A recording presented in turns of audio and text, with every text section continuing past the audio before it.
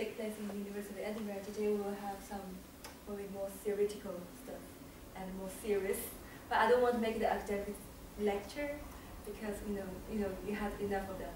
So we'll talk about something Chinese dance, but in Spring Festival. So it's like a very a certain type of Chinese dance. Because if you really want to know everything about Chinese dance, I would suggest you to book this room and then for a whole month, and maybe we can stay over sometimes, and maybe hopefully one day we'll finish. So first I would like to just have a very, very brief introduction of what kind of types that Chinese dance have. In fact, I already omitted all those contemporary ones because I just want to focus on traditional ones as well. So for Chinese Asian dance and Chinese folk dance, so the Asian dance, I think you can judge from the name, which can track back long ago. It's folk dance. For folk dance, because for China, a big country, which have a lot of ethnics. So how many Chinese ethnics does China have? Maybe I should leave this question to but you're the only one that I should ask here. You can guess. Higher than 20? 20, okay. More? More, okay. Mm-hmm. Double, 40? 40 more? Really? Yes. Okay. This one is like a very ancient painting, like from thousands of years ago. How long? I will do later. So, which I think people know about Dunhuang Dihua. So from that time, there are already this kind of record of Chinese dance take place in Tang Dynasty, Yuan Dynasty, and even earlier. Okay, next, please. So for the question, how many ethnics we do have? So we have 56 ethnics altogether. So how many minority ethnics we have? No. Okay, Nicola, you want to try? How many minority ethnics? If we have altogether 56 ethnics. Okay. Minority ones? 56? 55, because we have one majority one. Oh, okay. So this is just sort of pictures to show you all these different ethnics, and we do, and they have different costumes and the way they move their body and the culture and their dance. They all have different dance. But today we'll focus on Han ethnic. So this is a majority one. So I come from Han ethnic. How about you? From Hui. Hui. Okay, so she from one minority one. How about you? Han. Han. Okay. Han, I think. Okay. How about okay. So sorry. So I come from Han ethnic. So this is a majority one. So for what the Han ethnic people celebrate the Chinese New Year, they do dance. What kind of dance you will think of when you talk about Chinese New Year? A dancing spring festival, what you will think of? Dragons. Okay. Yes, dragon dance like this. So dragon dance you can have like 3 people, or you can have more than 100 people. It depends on how long the dragon is. Okay, next. Lion dance. Lion dance, everybody can see we have a lion head here. So for sure, this is the pointer today. So move on. So first, I would like to, some brainstorm. Let's start from some brainstorm for lion dance. I can trace them back to A, 1,000 years ago, B, 2,000 years ago, C, 3,000 years ago, and 4,000 years ago. Anyone would like to have a try? Anyone? B. B. Why? I guess. Yes. Any other answers? No? D. Okay. B. Can you tell me, do you know which dynasty it was? That 2,000 years ago. You guess?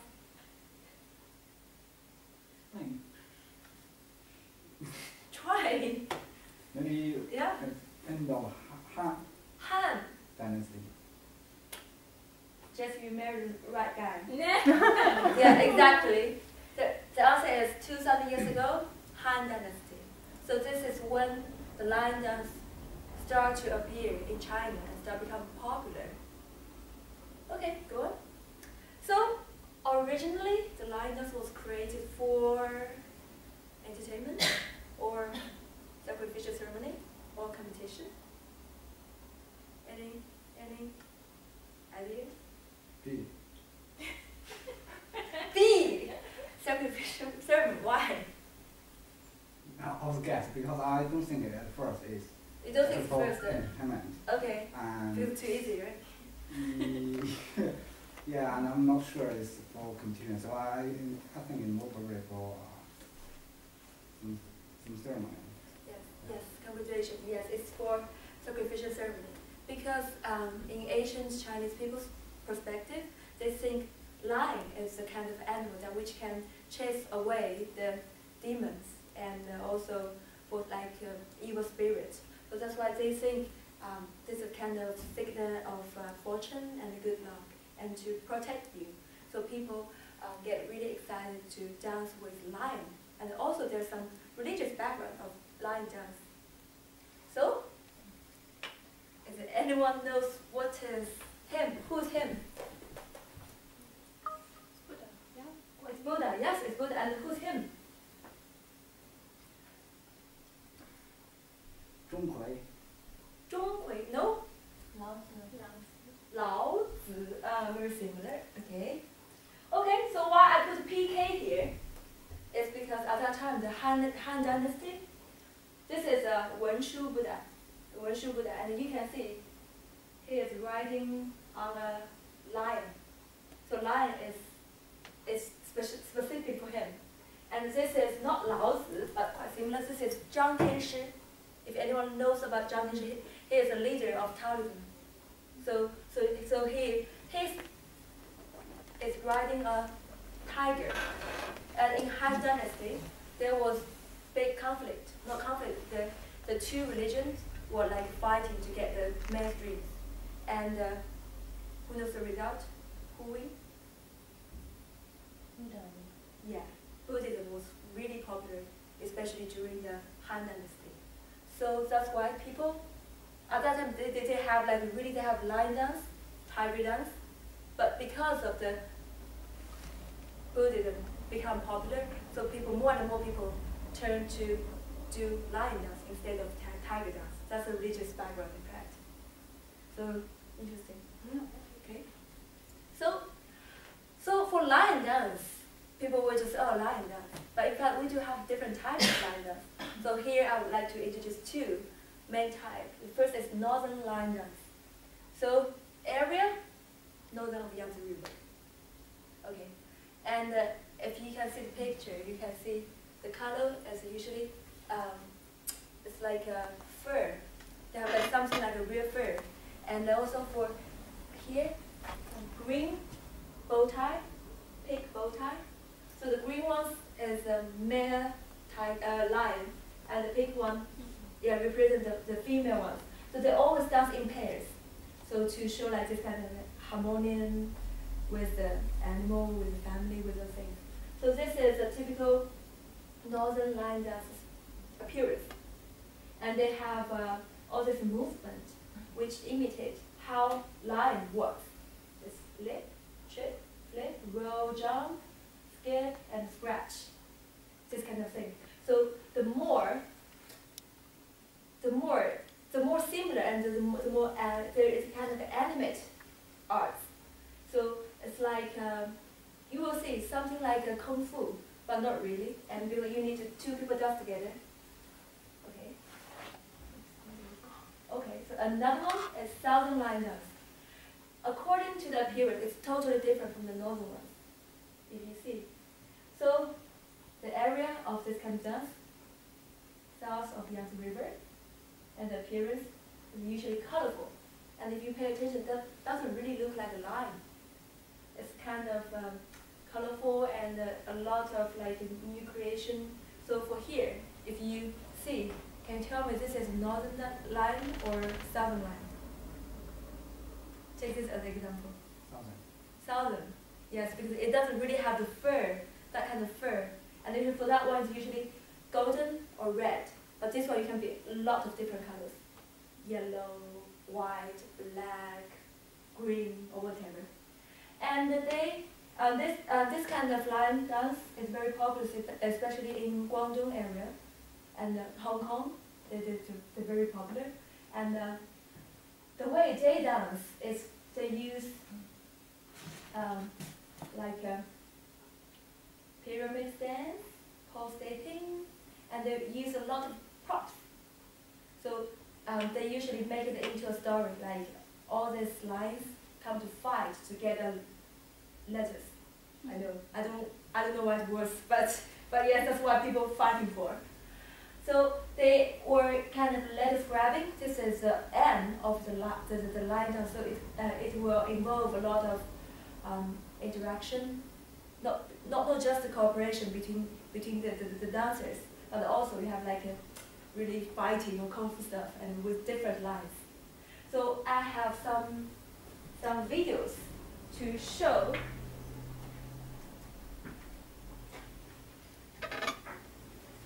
We have to show what kind of dance it is.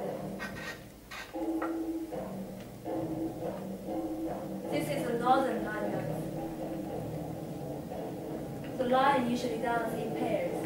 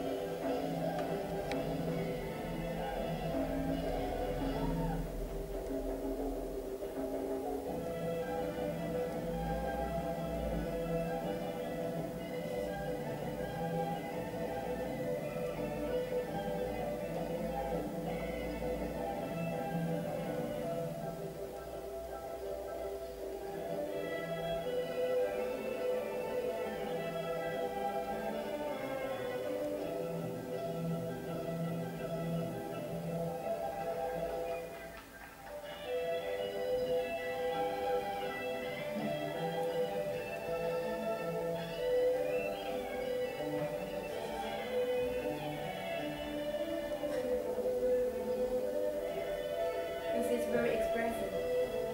There was a tear.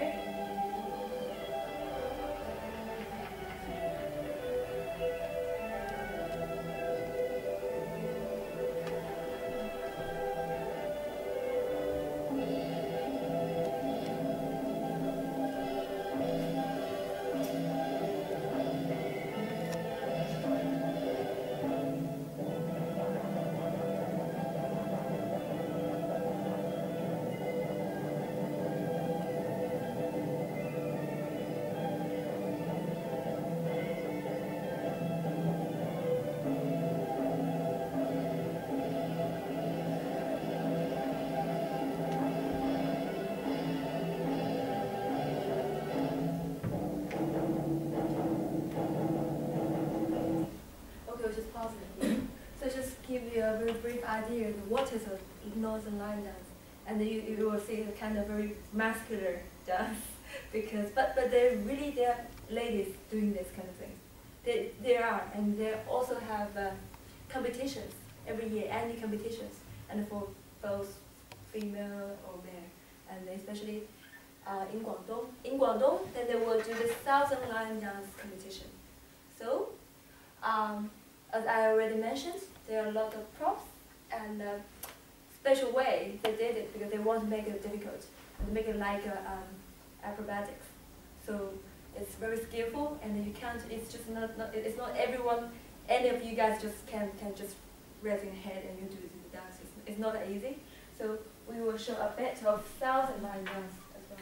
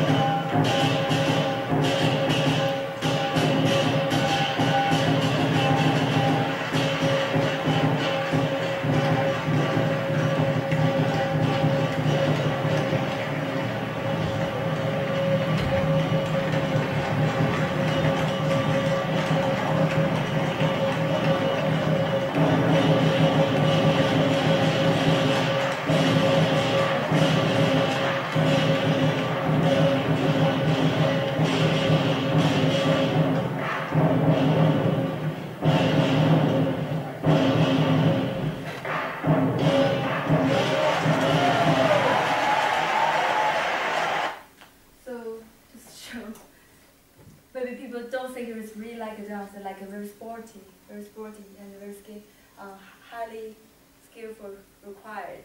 So does anyone would like to try to raise the head and to see how it works? And you can see they have really a lot of like subtle movement, including how to move the hair, and the eyes. In fact, they are really blink and blink. So that's why, according to the competition, the winner should not only have the high difficulty in moving the body and the whole line, but also for all those very expressive facial expression and also the body movement. So that's why it's a kind of a combine of sports, exercise, and art. It's how people understand and people take it, and especially with the music, kind of drum, gong. That's why people think it's matched the atmosphere of a festival. So anyone would like to try? You want to try to hand it or what? You can just have a grab of the feeling as how usually a head will be. Francisca, do you want to try? Okay. Yeah. It's really heavy. Yes. It's not really heavy, but I won't say nice thing in the word. So if you put your head in there, Okay, right, you're being eaten by the lion. yeah, and you hold. Oh my God. Yeah, you hold it. Hold it up. Okay. Maybe smile to Michaela. and that's a mouse. And if you can see this is to move the eye. The eye. There's a lot of we call 机关 or small details inside. Only if you would like try, feel free. Well, how do you feel in that? Hot. Hot. Yeah, really hot. How do they dance in that? It's incredible. Yeah, that's the point. I can't do that. Okay. You really fit. So this is just a very quick introduction of line dance. But if you want to know more about other dance, like in high ethic, we do dance with a lot of props, like ribbons, fines, and handkerchief. I do have some here. That's just a demonstration how you dance with fines and how you dance with handkerchief. So anyone would like to try, then you can let me know after the talk. So I will leave more time to Jessie, and Jessie will talk about the visual Chinese New Year instead of the dancing Spring Festival. Okay.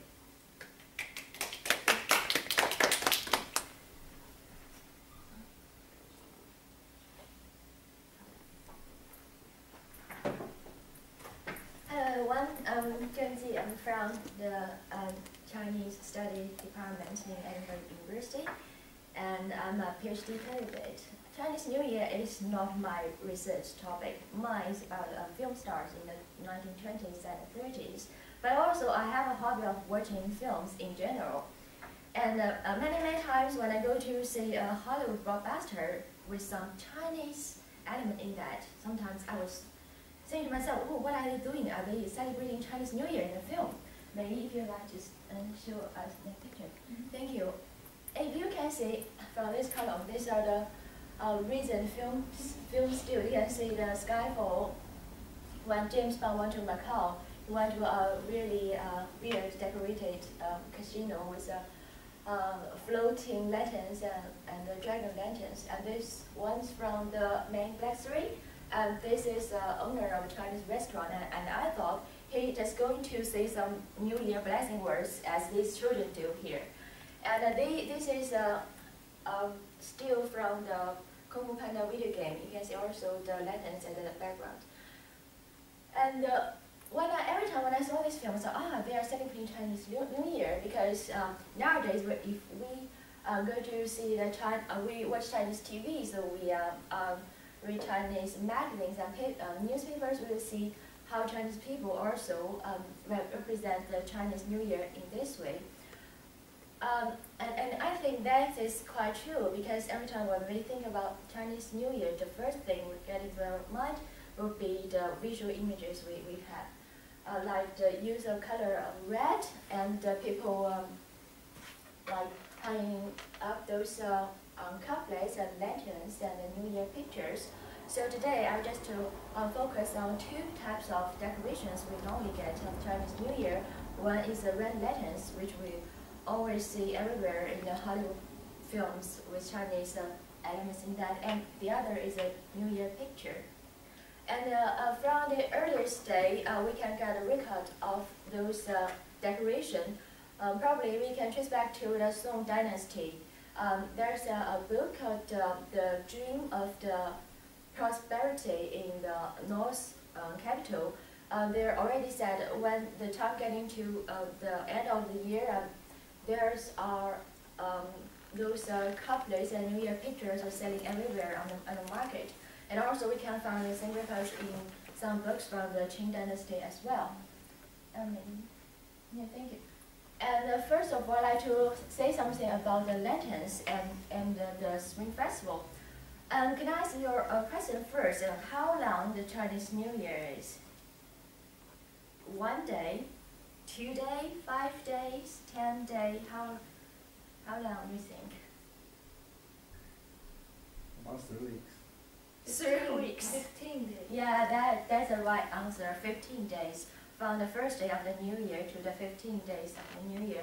So actually, if you haven't catch any flavor of the Chinese New Year, you can still have chance to celebrate to the end of this week.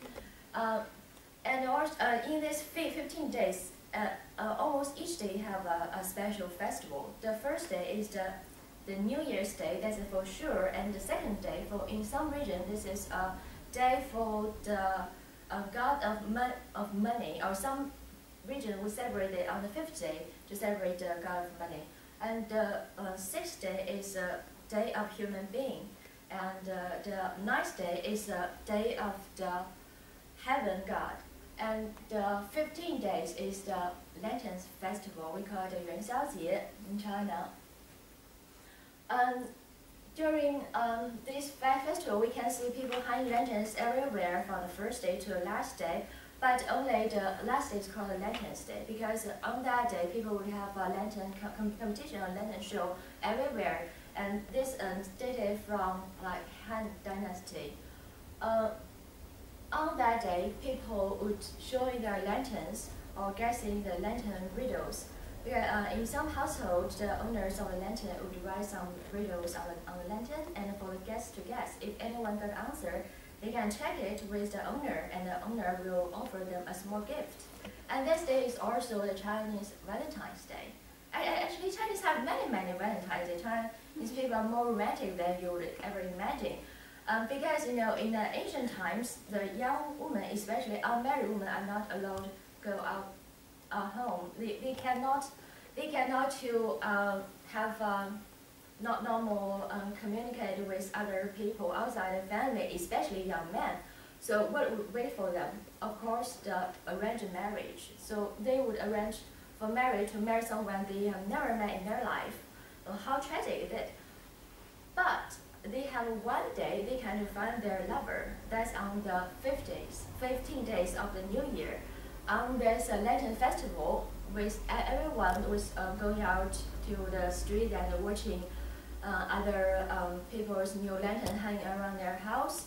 Those young women were also allowed to go with her sisters or families. But most of the time, well, sometimes they will end up, with some nice young guys from the neighborhood. And even you can find in some Song Dynasty's record, even one night stand is very popular at that time in Song Dynasty. So on that day, really the lantern show is a good excuse for everyone to have a bit of fun. And then let's get to what's the origin of the lantern. Why do people celebrate the Lanterns Day on the 15th of the New Year? Yeah, we just saw Meiyi give us a picture with a Buddha and a Daoist leader compete with each other, and we have the same situation here. Everything could trace back to the Han Dynasty. There are so many stories or legends about how this festival developed. Some people would say that's a Daoist festival in Han Dynasty. That's people celebrate the birthday of those deity Meiyi Chen. It's a very kind-hearted deity who gives blessings and good fortunes to people.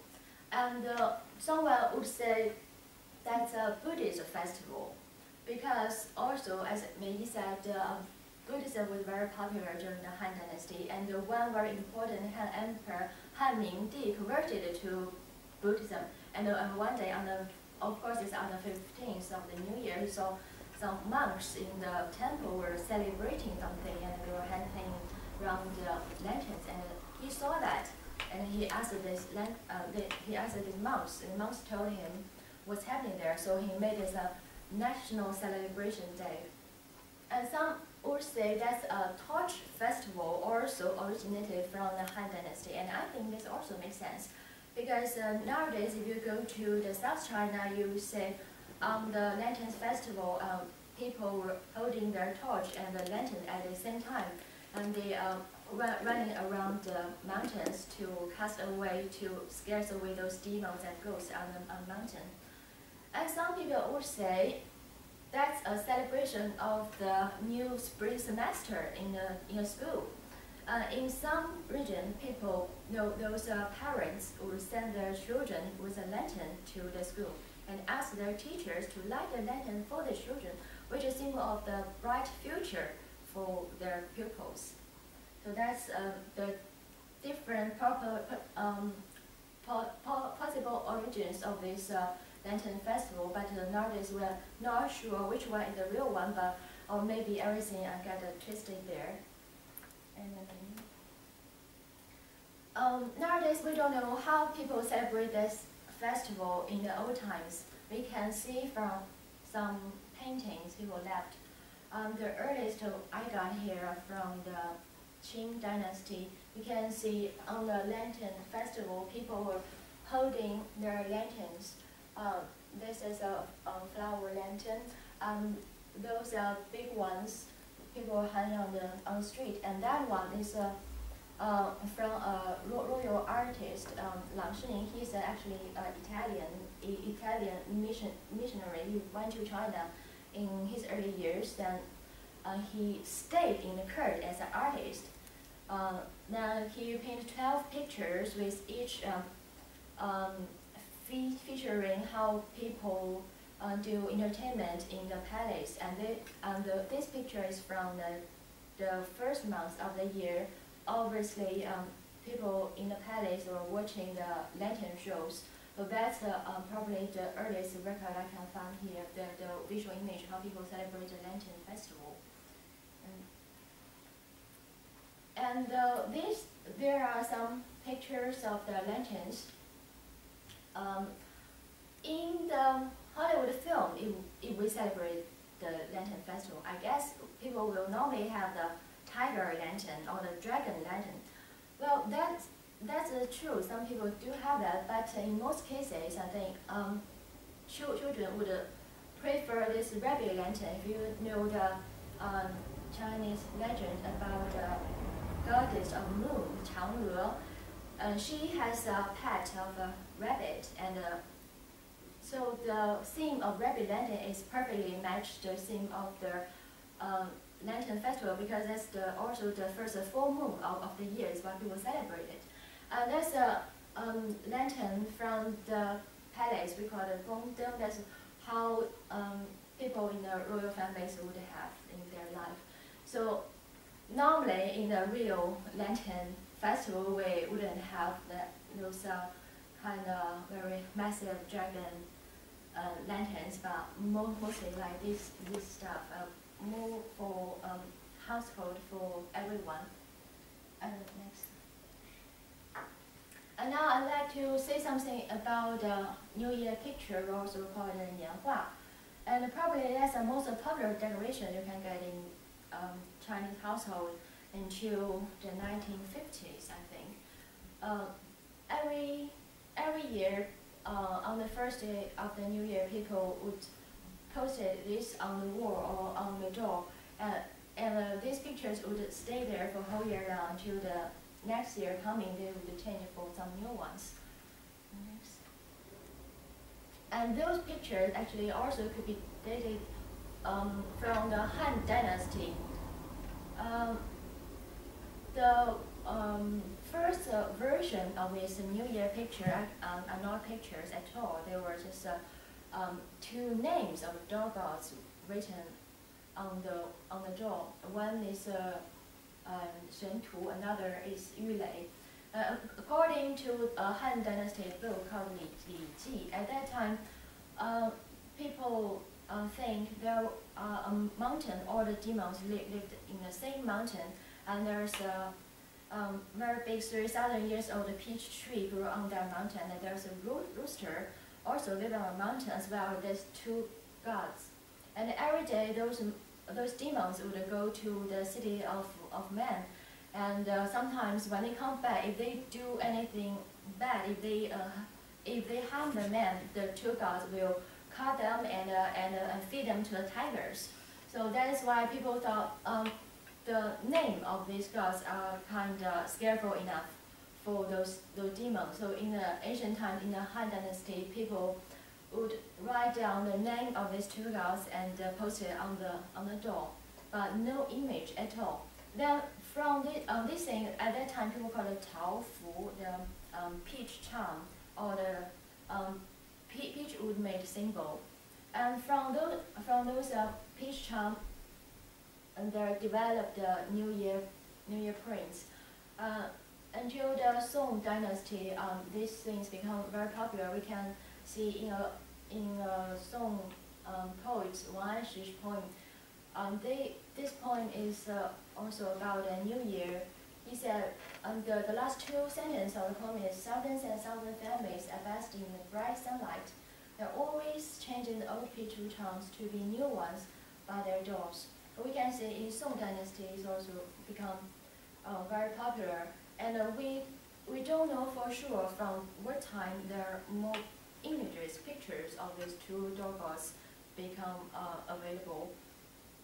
But till the Ming Dynasty, with the flourishing entertainment culture and the development of the printing techniques, the images of these gods have become even more popular. We can see there are many two methods to make this New Year picture. One is print in a single color, usually black or blue. Then people will paint with hand these colors into these pictures. The Sichuan Mianzhu are famous for those hand painting New Year pictures, and they were also exported to South Asia, like Singapore or Vietnam, many hundred years ago. And another technique is woodblock printing in multicolor. There's usually a set of wood blocks just for the same picture, and each color for a different color. For example, they would print all yellow in this picture, then print blue. Then one by one, I got a whole picture there. And Suzhou Taobaowu and Tianjin Yangliuqing are especially famous for this type of New Year picture. And the most popular thing for this New Year picture are, of course, the dog gods. And if you still remember, as I said before, at first there's no image of this dog god at all. So at very first, there are only some nameless warriors. Well, it makes sense if someone can fight with a demon, there must be warriors. But then many legendary heroes came in to fit this concept. We have different named heroes to fit the role of the dog gods. Like this one, the Yu Chigong, he's a famous general in Tang Dynasty. And it said he looks very ugly and scare children away, and I guess that's why he can scare, the demons away. That one is Zhao Yun. This one with a black face and more handsome. That's Zhao Yun. He is a character from the novel The Romance of Three Kingdoms. In that novel, he rescued the son of his master from the hands of his master's enemy. So that's why people made him a dog god, and people think he can protect children in the household. So he become kind of a god of children or protector of children. So he's also a very popular doll god. And here, Zhonghui. Does anyone know any story about Zhonghui? Okay, the rough guy. Yeah, and he's also not looking very nicely, and he's very famous to catch demons. And there is also a story with him. He's a warrior in Tang Dynasty, but during his lifetime, he's not recognized by anyone important. So after his death, he became a god. In the hell, he takes in charge of all the demons and ghosts. And one day, when a Tang emperor had a very bad headache for several months and there's no medical treatment for him, he dreamed of him. He dreamed of Zhonghui, and Zhonghui caught a demon away from the emperor's bedroom, and he cured from that. When he woke up, the emperor asked his royal artist Wu Daozi to make a picture of Zhonghui according to his dream. And now we have Zhonghui on the New Year pictures. He's also very popular. Even he's not good looking, but everyone like to purchase a picture of him and hanging up on the wall just to cast away the bad dreams. And these two chubby boys, they are also gods. They're gods for harmony and union. That New Year's picture from the Qing Dynasty, and this one from 1958. What amazed me here is, although this was made during the communist Red China, when the old traditional culture were abolished, but they still cannot destroy people's hope for good luck and for harmony and their traditional beliefs. You can see these two pictures are extremely, well, they are extremely alike each other. You can see, actually there are two boys and not girls. They are boys for sure, because there's also another legend about them. But if we say the legend today, it's a bit like a gay story. They never married, but they have very, very strong bond with each other for their whole lifetime. And they are, but very interesting. Sometimes these represent good friendship between friends. Sometimes they kind of represent loving relationship between couples, between married couples. So that's why we have these two birds here. And they are a symbol of love in Chinese traditional culture. And we can see those lotus. Both pictures have lotus. The lotus flower in Chinese is pronounced he hua, and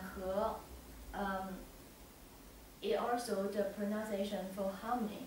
So that's why with this gods of harmony and union, they always have the lotus in their hands. And of course, the New Year celebrations also always the very popular theme of these New Year pictures.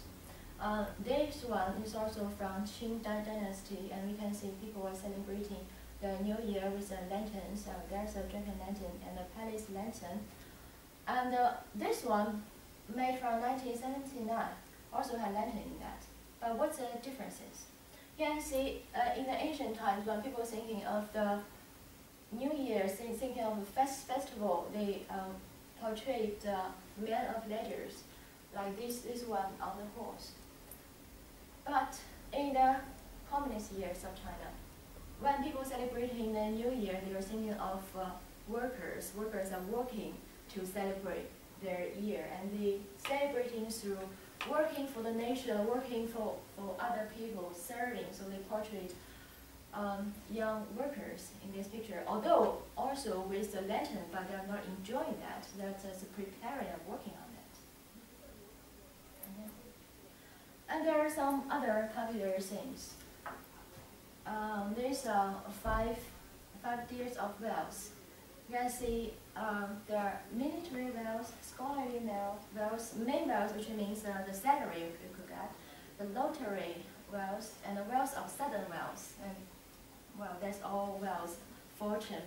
And this very popular, the kitchen gods. This picture will normally posted on the wall of the kitchen because people believe the gods in the kitchen, they take control of every detail in this household, from the nice food the family could get to the relationship in this family and to everything else. They were all controlled by the kitchen gods. So they, at first, they're only male kitchen god, but later people think it's not good to be single. So they made also a wife for him, and that the kitchen god have a very nice family life, that he can probably know what the family life like. So every year, before the New Year festival comes, in the traditional legend, this kitchen god would go to the heaven and report this family's the all-year behavior to the heaven's god. Then people would give some comments by him. Then it will decide next year would the god of heaven would bless the family or not. So normally every year people take good care of this picture and sometimes serve like a bowl of rice or some fruit just serve this kitchen god. And this boy, actually there's a name for the whole picture if they can pick up each element in this picture. The fish, 鱼, that's a Chinese pronunciation for that. And this lotus, 莲花. And there's two lotus here. That's 莲莲有余, which means every year you will have some leftover from the year before, which means you will have endless fortune from your family from last year. So that's also a very popular thing of the New Year picture. And not everything just about tradition. They also always have the new things, new contents in the New Year picture. Like if we can see that one, there's a military training in Tianjin Girls High School. From this girl's clothes, I guess this picture probably from the 1990s to 1910s to 1920s. And then, you know, people always have a tradition to draw some beauties in this picture. By this time, they turn the focus to those schoolgirls because they are very new phenomena in the society. And actually, I think that's a very early example of how female body was consumed in the popular culture in the version of, of the New Year prints. This one, made from 1961, it has a title, Long Live the People's Muse. 人民公社万岁, as we can see from here. If we just ignore this word for a while, actually that's a very traditional New Year picture. We have very good meanings in that. The lotus means a long life, or in the Buddhism it means the purity, the spiritual purity, or the pathway to eternity. And we have this pyramid here, which means fortune, money, good luck. We have peach in the corner. The peach in Chinese culture means long life. There's a saying like one peach stands for 3,000 years. So if you get one peach, then which means you will have 3,000 years of life. And those children also stands for the prosperity of the family. So if we do not see this word, actually, it's a very traditional New Year picture. But with this one, and we can see there's a corn, there's some grains here. That's definitely celebrate agricultural harvest. So we can see even in the communist years, people still trying to communicate with farmers or ordinary people through those visual forms they're already familiar with. But they trying to insert some new political message in that. But I don't know actually how much people would get from this political message in these pictures. And not just this, there are also during the during the 1911 revolution, the people also made this New Year prints with their other political message in that. And during the Taiping Rebellion, because we know the leader of that say himself as a Christian, so he's not allowed any human figures in those New Year pictures. There were only like beautiful flowers and other symbols in that. There's no people at all because he's a Christian. I know these pictures are still on sale in China these days, but probably 99% you can get a new made or reprint. But if you're interested in doing some research on that, I think it's still not a bad idea to get those new ones, because you can see how people change their mind and their view about the fortune, about good luck. And nowadays you can even get a Mickey Mouse or Hello Kitty in this New Year picture. Well, of course they have no copyright, but it's a good start point to see how Chinese people just to reflect all their worldviews, their views about the good fortune future in this nicely New Year pictures. And this is pretty much what to say.